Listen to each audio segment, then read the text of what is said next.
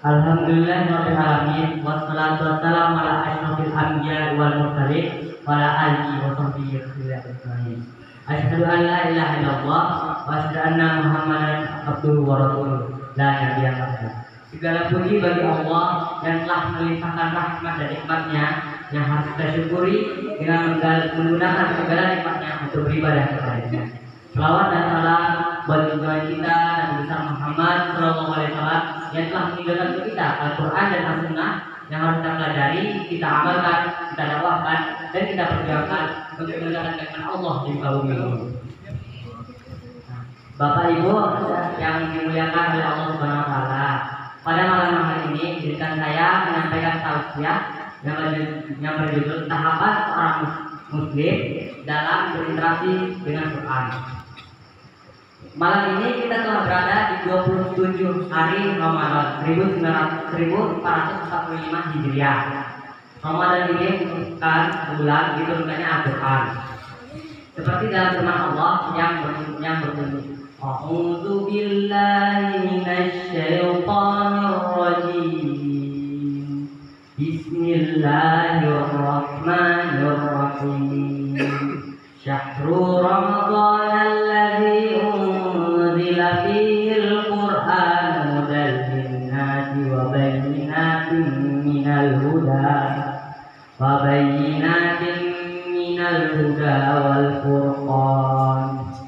Bulan Ramadan adalah bulan diturunkannya Al-Quran sebagai petunjuk bagi manusia dan penjelasan bagi petunjuk itu dan pembeda antara hak dan yang batil. Quran surat Al-Baqarah ayat 185. Di akhir Ramadan ini kita harus memperbanyak membaca Al-Quran.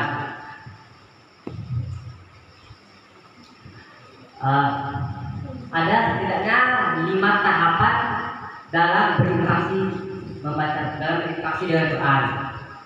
Seperti yang dijelaskan oleh Syekh Yusuf Al-Qaradawi dalam kitabnya Kaifa Na'amal Ma'al Quran. Bagaimana berinteraksi dengan Al-Quran?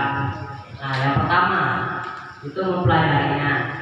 Di dalam proses membaca Al-Quran, tentu saja yang pertama itu kita harus mempelajari Al-Quran. Ini proses yang tidak boleh berhenti sampai akhir hayat, dari lahir sampai meninggal. Dan tidak boleh satupun di antara kita boleh berhenti dalam mempelajari Al-Quran. Target kita mempelajari Al-Quran adalah membaca Al-Quran dengan ilmu tajwid yang benar, dengan makhrajul huruf yang benar, sifatul huruf yang benar, dan seterusnya. Yang kedua, membaca Al-Quran. Rasulullah SAW telah memerintahkan kita membaca Al-Quran. Dalam hadis beliau yang berarti, bacalah Al-Quran karena ia akan datang sebagai syafaat di akhirat bagi pembacanya. Hadis riwayat Muslim. Dalam akhir Ramadan ini kita harus memperbanyak membaca Al-Quran untuk meningkatkan kecintaan kita terhadap Al-Quran. Imam Syafi'i telah memberikan contoh bagaimana kecintaannya terhadap Al-Quran hingga beliau mengatakan 60 kali dalam 1 bulan Ramadan.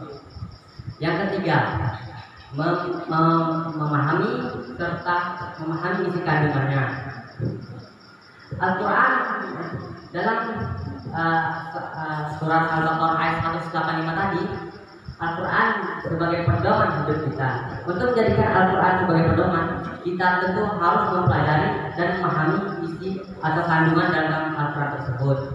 Cara untuk memahami isi dan kandungannya, kita harus mempelajarinya dengan sungguh-sungguh. Yang keempat, mengamalkannya. Setelah kita mempelajari, kita membaca, kita memahami, tentu saja seterusnya kita harus mengamalkan secara utuh dan menyeluruh. Al-Quran bukan hanya untuk akidah, ibadah dan akhlak, tapi untuk segala aspek kehidupan seperti politik, ekonomi, pendidikan dan seterusnya. Dan yang terakhir adalah kita harus memperjuangkan. Kita semuanya adalah dai, anak, ayah, ibu, dan orang-orang di sekitar kita. Kita harus mengajak orang ke jalan Allah Subhanahu wa taala, menegakkan amal ma'ruf nahi munkar. Untuk melakukan hal itu semua, pedoman kita adalah Al-Quran untuk menjalankan tugas yang mulia itu. Demikian tausiah sederhana dari saya. Bila ada salah kata atau uh, salah kata atau seterusnya, saya mohon minta maaf. Saya akhiri wabillahi taufiq wal hidayah. Wassalamualaikum